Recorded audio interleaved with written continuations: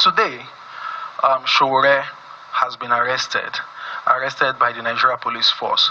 And you would ask, why was he arrested? It is very simple. The 13 people that were arrested previously all gave their statements, and there is a constant in all of their statements. Every one of them mentioned that one Omoyele Sowore led them into the restricted area in contravention of the court order. So it will be most unfair to charge some people to court and leave the person that led them to commit that more like their leader, the lead protester who told them and took them into the restricted area. And that's why in the spirit of fair play and to ensure that justice is served, Omoyele Sowore was arrested today, and like the others too, he wouldn't spend time with us. He wouldn't spend up to 24 hours with us. Once we wrap up the charges, he's going to be prosecuted. In fact, if everything goes right, our plan is to ensure that he is prosecuted today. He goes to court today.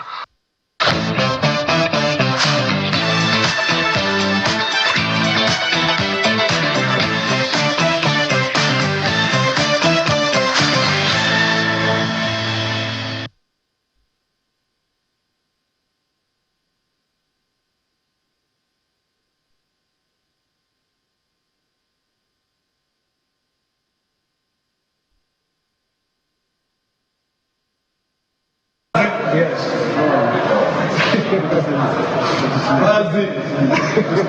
You'll be out.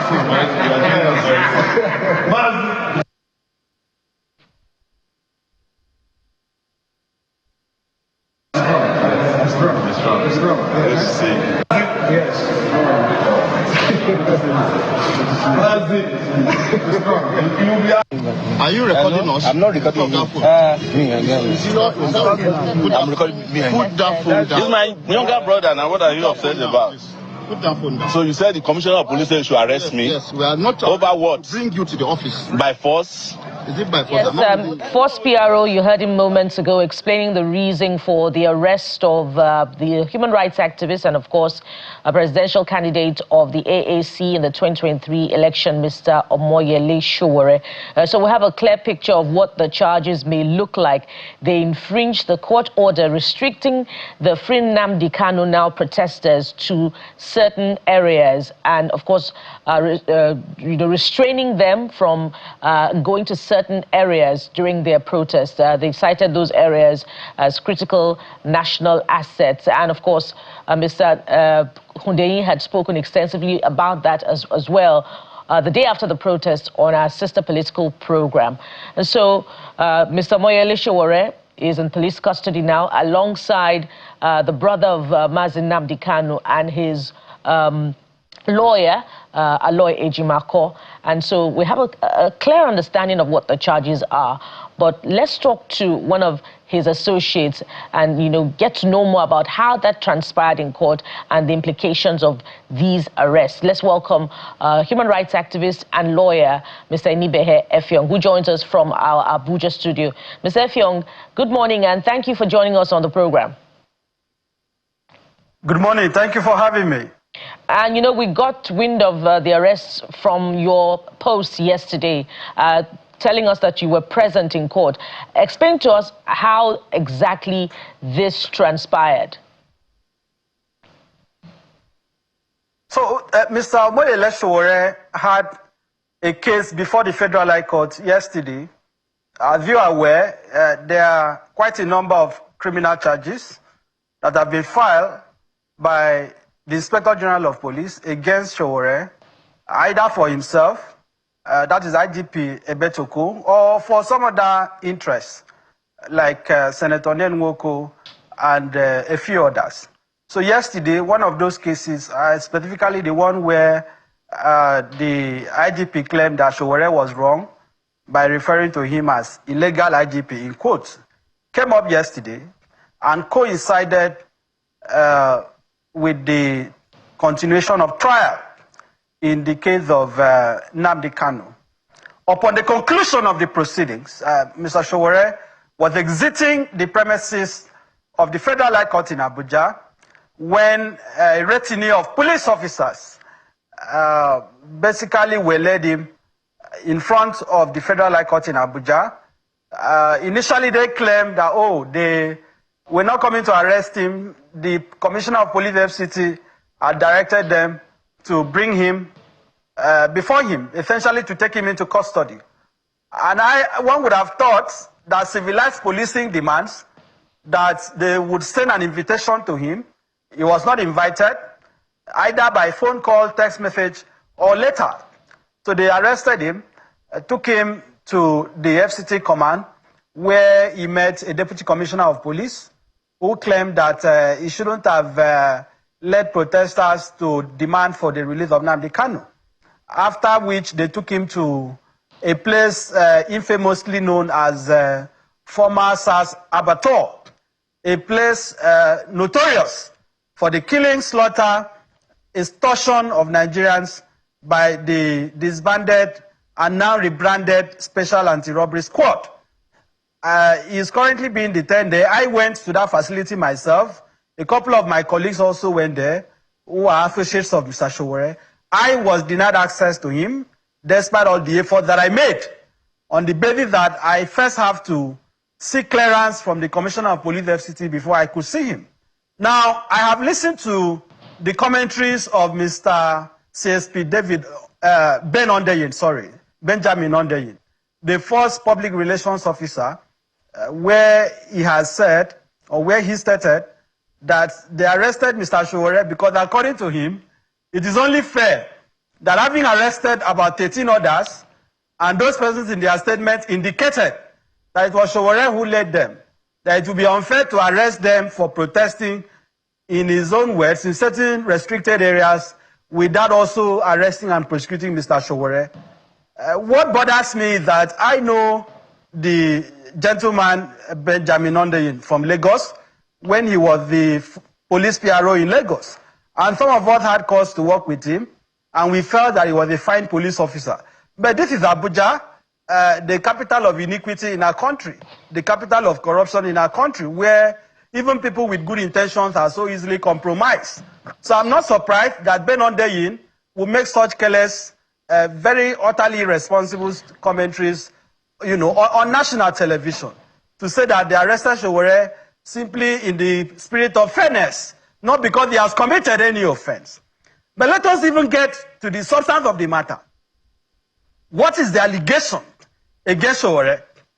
They are saying that Sowore participated or led protests in certain public places in Abuja, which, according to them, the police had gotten an order of court preventing protests for the release of Nnamdi Kanu from holding in those places.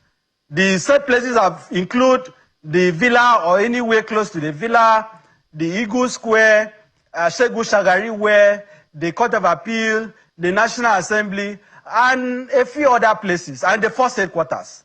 Now, what is the crime that has been committed? Assuming without considering, because at this time we are not even considering that the protest took place in all those places. I, for example, am not aware, you can correct me, that people went to the villa to protest. I am not aware that Sowore was at the National Assembly to protest. I am also not aware that Sowore went to the Court of Appeal to protest, or any other person who has been arrested in connection with this protest.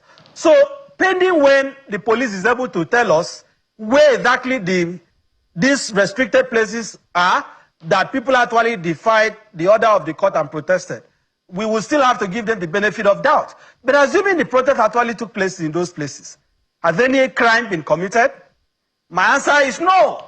Because in a worst case scenario, they will be talking about contempt of court.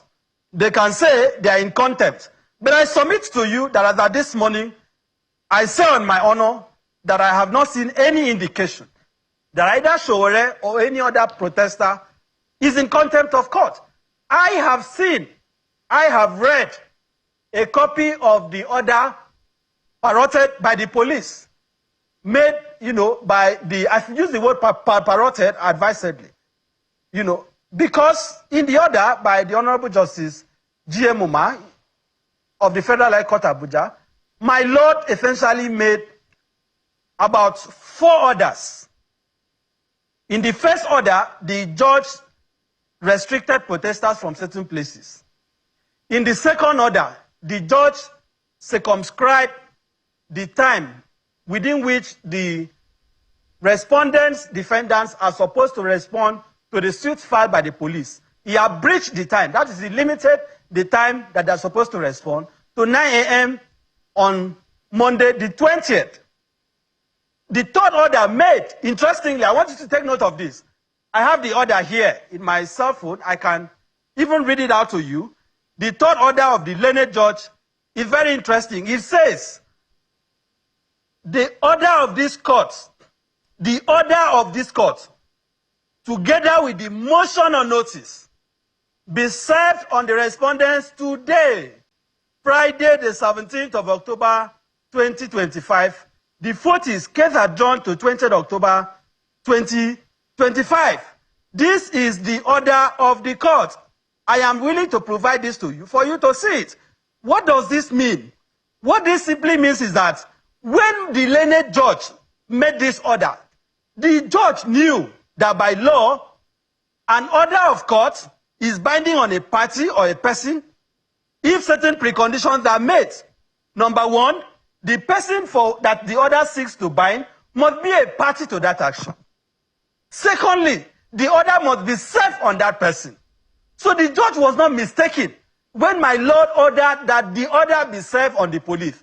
As I am having this interview this morning with you, today, the 24th day of October, neither Sowore nor any other protester was served by the police with this order, either on the 17th of October, Friday, as ordered by the learned judge, or even as at this moment. So technically, they cannot say that Sowore has breached an order that has not been served on him. But assuming that the order was even served. So Mr. Effiong, the arrest of Mr. Sowore and others is an exercise in illegality by implication of what you have read and explained to us now. Am I correct? It is not only illegality. It is an act of executive recklessness, because they are saying, and don't forget that the basis upon which this said order was made is the application filed based on the deposition of the police. The police went to court through their counsel. That is, the police submitted itself to the jurisdiction of the court, got an order which they have not fulfilled.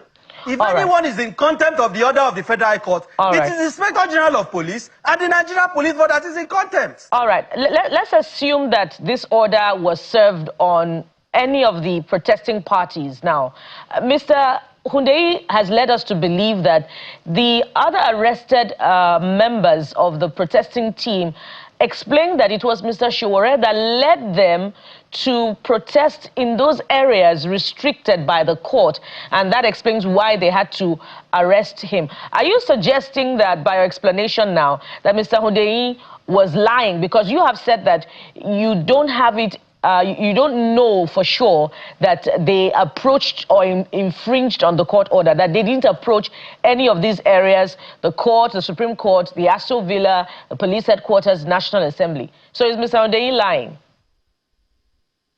I think I will not say lying. He's still my friend. I will say that he's entirely mistaken. He's misguided. Mr. Benjamin Hundeyi is only speaking to please his bosses. He knows that what he's saying is not the correct position. Now, when those individuals say Sowore led them in a protest, is that a crime in Nigeria to protest or to lead people in protest?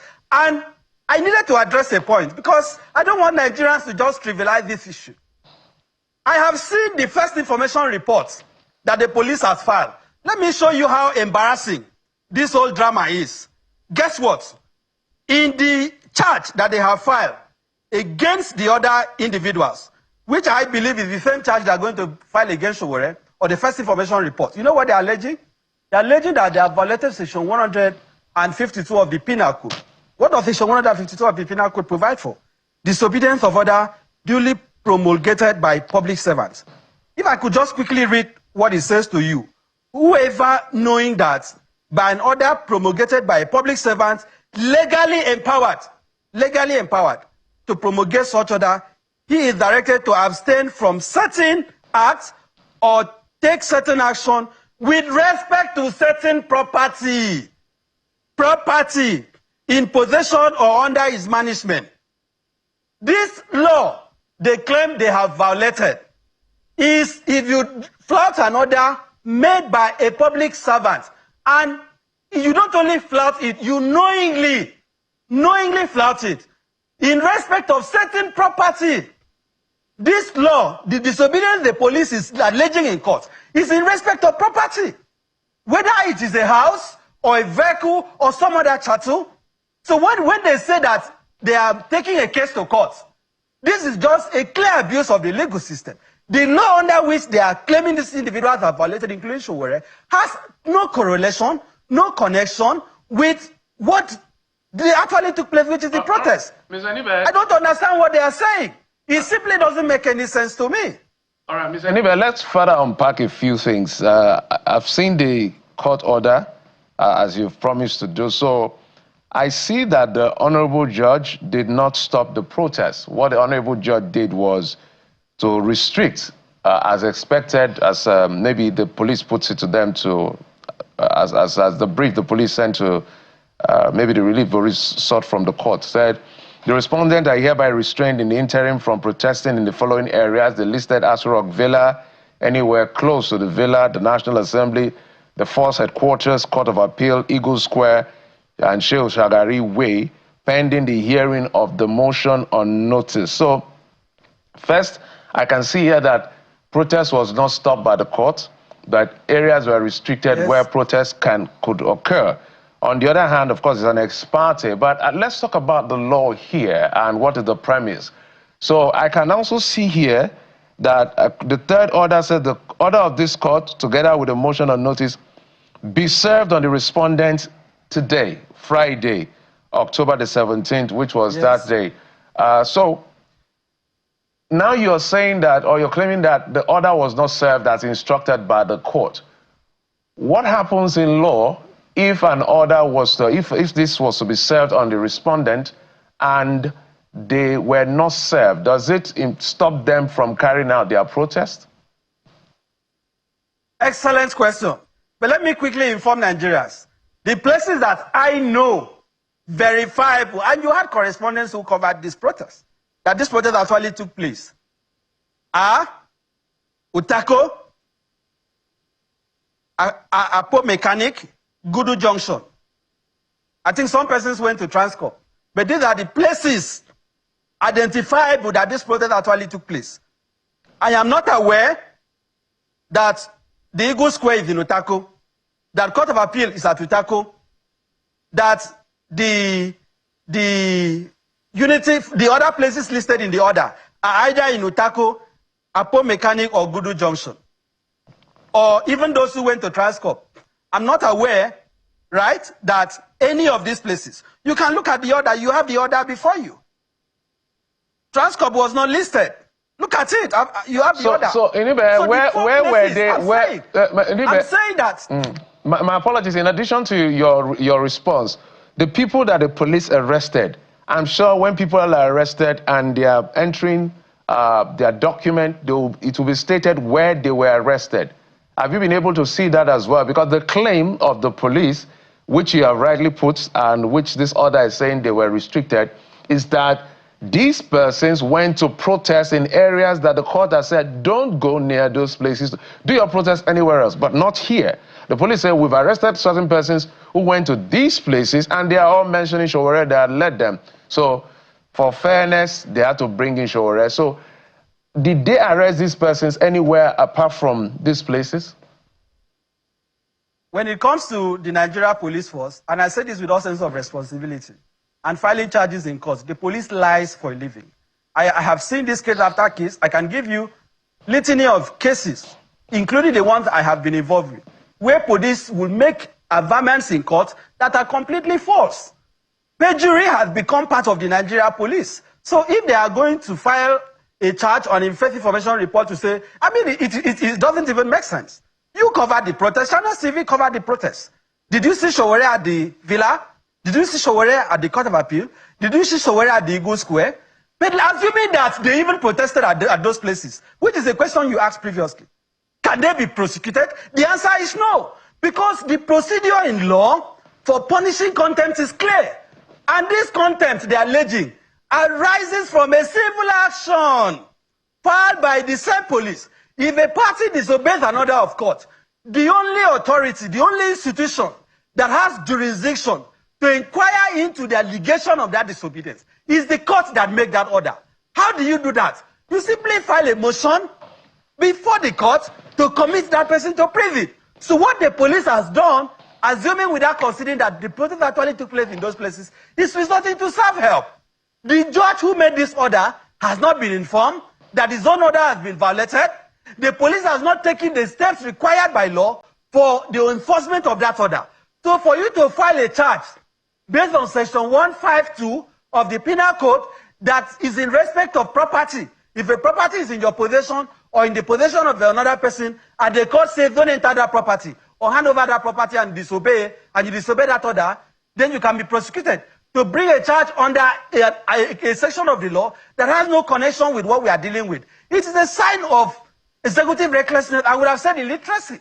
The police has a retinue of lawyers. I mean, look at the number of lawyers from the police that were just called to the bar. The IGP received them. Is this not an embarrassment to those colleagues of mine?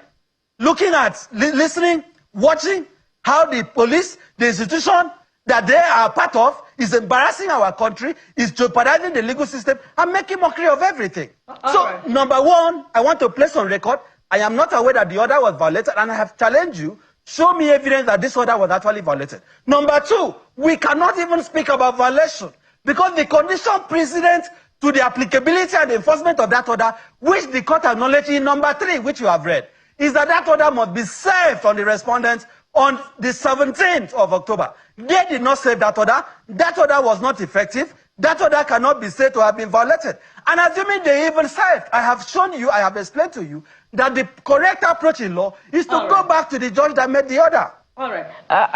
Mr. Effiong, as we wind down now, the President's Senior Special Assistant on Media, Mr. Bayo Onanuga, has been speaking on the participation of Mr. Aloy Ejimakor in the protest.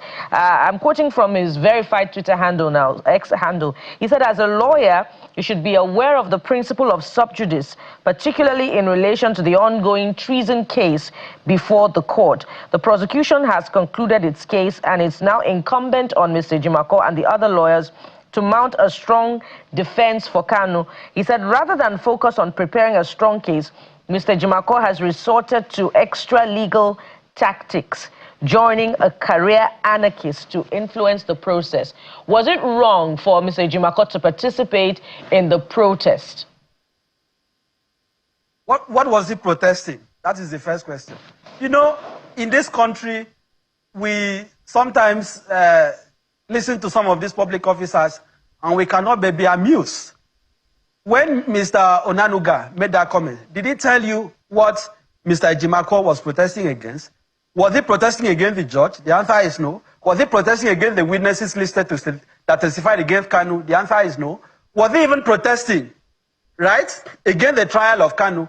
Can you show me one video where Mr. Ejimakor made a comment prejudicial to the trial? There is no provision. And I want a lawyer in Nigeria to come and contradict me. Because I listened to some of my colleagues, including some senior advocates of Nigeria, quite sadly, come on television to mislead Nigerians. I am putting it on record this morning that there is no law, there is no provision of the Rules of Professional Conduct for Legal Practitioners 2025 that prohibits a lawyer that is involved in litigation from commenting on that litigation, from commenting on that suit. What our rules of conduct, rules of ethics, prevents is making comments prejudicial to the case. That is comment that tends to preempt the outcome or that tends to basically take over the conduct of the case. So assuming that Mr. Aloy Ejimakor had, during the protest, granted an interview and said, for example, oh, this judge that is trying Nnamdi Kanu, I can put it to you, is biased. This judge has been compromised. The witnesses, we are going to deal with them. The witnesses are not credible. The exhibit that was tendered was fabricated. If he had made those comments along those lines, one can maybe suggest that he had made comments prejudicial to the trial. That is why when you see public, serious cases take place, right, cases of public interest after the hearing, you will see the media. You have judicial correspondence. Go to the Federal High Court this morning after you are done interviewing me. Go and you see lawyers that have concluded cases of public interest. They address the media. It is not strange. It is not a violation of the law. It is what you say that matters. But let us even take the conversation further. Are you saying that because he's a legal practitioner, his right to freedom of expression under Section 39 is extinguished? Are you saying that he has no right to express himself, to articulate his position as a Nigerian because he's a counsel on record to Nnamdi Kanu? I think what we are seeing is a further shrinking of the civic space. Let me maybe, I don't know how much time I have, but let me in rounding up make this point. Recently, the media has been awash, right, by this quite sad news, unfortunate news, that some soldiers have been arrested for allegedly planning to stage a coup. I believe you have seen those reports. The question is, we don't want a coup in Nigeria. The point is that we don't want any coup in Nigeria. I'm totally against it. But can you say today that the Tinubu regime, the Tinubu government has not waged a coup against the constitution of our country? That can you tell me this morning that there is no coup against the democracy in this country? Because the moment you begin to say people cannot protest in the villa, people cannot protest in the Eagle Square, people cannot protest Sheku Shagari Way, do you want Nigerians in Abuja to go to Sambisa Forest to protest? Do you want people to go to the forest to protest? All right. This is a clear indication that this government has no respect for the rule of law. Look at the No Kings protests in US. Millions of Americans took over a lot of places in the US. Go to the White House today, you can find Americans protesting.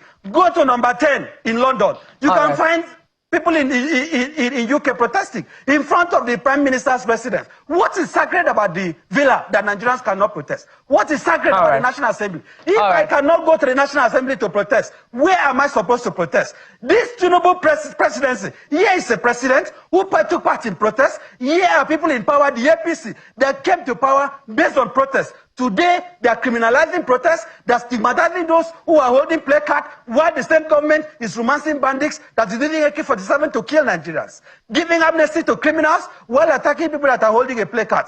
This is not how to build a democracy. You cannot say you want a democracy, you don't want a coup, and at the same time, you are attacking the legitimate right of Nigerians to protest. Let the government be serious. Let us stop this weaponization of the legal system, trivialization of the rule of law, making a mockery of the judicial system. Enough is enough. Nigerians must be respected. The rest of Nigerians to express themselves is sacrosanct. And we are not going to relinquish on those rights. Indeed, Mr. Effiong, critical issues that you have raised that should form the guardrails of our democracy. And this is where we aptly anchor this segment. And thank you very much for coming on the program. Mr. Enibe Effiong is a human rights activist and a lawyer. Thank you for coming through on this segment. Thank you.